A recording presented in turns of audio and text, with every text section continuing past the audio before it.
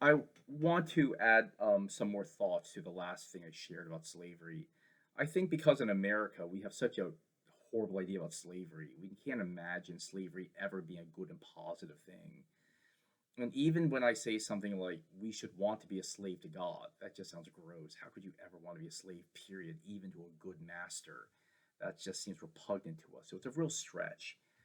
As I said before, I think we have to get away from the idea that we're ever truly free. We're never really free. And even when you sin, you think you're being free, but in fact, it's a kind of thing that destroys you from the inside out. Desire can be a slave, worry. I mean, say I really want a hoagie. I want a cheesesteak hoagie, and so I eat it, and I eat it, and then I'm not kind of satisfied. I'm sated, and for a while, I'm content not to eat any hoagies because I'm happy. Sin is like a hunger, but it's not the hunger that fulfills you. It's like you desire to sin, and so you cave in to temptation and you sin. The problem is, as soon as you sin, you actually hunger more. So I have this much hunger, I sin, and right after sin, my hunger has increased.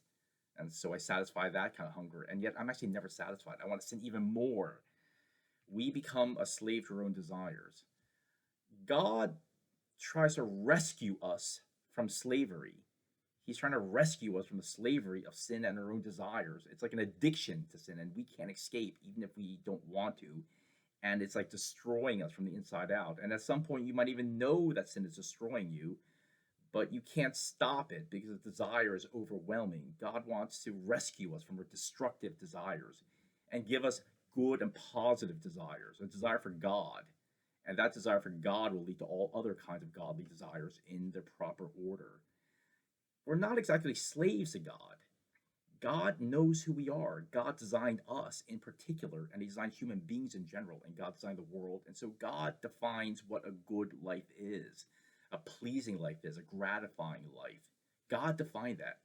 And it doesn't, certainly, by following God, we don't get to do whatever we want, but we're free to be godly. We're free to do the right thing. And that's good. But again, the idea of slavery for our modern people may be such a strange idea. We can't imagine that being a good thing. We just have to reimagine what it means. Again, you're either a slave to God or a slave to Satan. Your desires either destroy you or your desires can be channeled by God in good and productive, positive, gratifying ways.